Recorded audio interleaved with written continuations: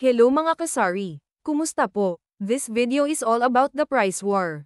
May ideas at tips akong i-share sa inyo. Sa akin effective naman siya.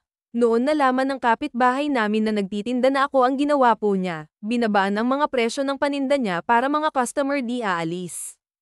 Natatakot ang kapitbahay ko na mawalan ng customer. Kaya gumawa ng hakbang hindi naman dapat. Unang-una ang mga bilihin magtaasan talaga. I doubt na baba mga yan. Kapag tumaas ang langis lahat tataas. Tayong mga maliit na seller increase din sa mga presyo. So ang ginawa ko hinahayaan ko ang kapitbahay sa pricing niya na mababa. Paano ko nalalaman na mas mababa ang pricing nila? Sa mga customer din. Nagtatanong magkano ang drinks ko for example, sinasabi ko naman ang presyo. Mahal daw sa akin ng kaunti kaso sa akin bumili dahil naubusan, or walang tao, or walang panukli madaming dahilan. So hindi ako gamaya sa pricing level ni kapitbahay, consistent ako sa pricing na hindi na malulugi. Ngayon, biglang tumaas ang mga bilihin halos. So si kapitbahay mahihirapan na siya. Kaya pa ba ng store niya mang grocery? Maka-recover kaya ang tindahan niya? Lugi na siya. Hindi siya pwede manatili sa maling ideas na yun. Kailangan niya baguhin. Baka wala pang sang tao magsara na siya. Sa akin kahit hindi muna ako mag-increase ng presyo okay lang din kasi nakapondo ako kahit papano. Poor service nga ang kapitbahay, tapos biglang taas ang presyo niya. Need niya ako hahabulin para maka-recover siya. So yung mga customer niya malilito. Mag-alisan mga iyon. Sinasanay ang customer na mababa ang presyo tapos magugulat isang araw na biglang taas walang proper announcement. So para manatili ang customer ko, ang ginawa ko, iyong mga free items, iniipon ko po yun at ibinibigay ko sa mga loyal kung suki lalo na yung mga senior citizen super duper tuwanam sila.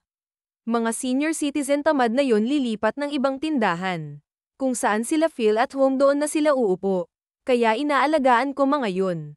At lalo na concern ka sa kanila at honesty ak babalik-balik yun ipamalita ka pa nila. Next, focus lang sa goal bilang seller. Ngayon, madaming competition left and right. Be disciplined and consistent. Kahit gayahin nila lahat ang paninda mo ngunit wala naman silang disiplina wala din. Baba ng presyo tapos ang pamasahe ang taas. Paano na? Walang free fare ngayon, kahit kapitbahay magbayad ka talaga pamasahe. Hindi ka naman pwede maglakad.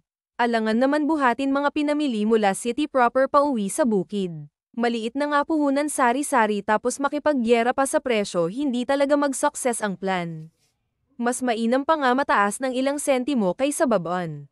Huwag po kayo matakot o mangamba na mawalan ng customer, in fact hindi naman mapapanes mga delata, etc. Unang-una kung wala ka naman binabayaran na pwesto. Or kaya't ang hindi naman utang ang kapital ng sari-sari. Sa negosyo, hindi talaga maiwasan ang competition. My friendly advice, be disciplined, consistent, transparent, offer good service, create more ideas. Bago aalis ang aking mga suki ay make sure na maayos ang panukli ko. Yung feeling ba na satisfied din sila? Sa gabi pa lang nag-iisip na ako ano nang pwede kong gagawin, hate ko pa naman paintayin aking customer ng matagal hindi mo alam nagmamadali yun. Iniwan ng bata sa kapitbahay sumaglit lang bumili ng kung ano. So sa gabi pa lang naghahanda na ako. Yung madalas kong gagamitin andyan agad. Effective naman aking ginawa. Hindi nam nag-decrease aking sales araw-araw, medyo nakakabili naman ako ng items na doble, kaysa dati pa isa-isa lang dahil kapos pa nga sa budget. Minsan kasi may mga customer gusto 2 pack na Rebisco example lang. So ngayon okay naman.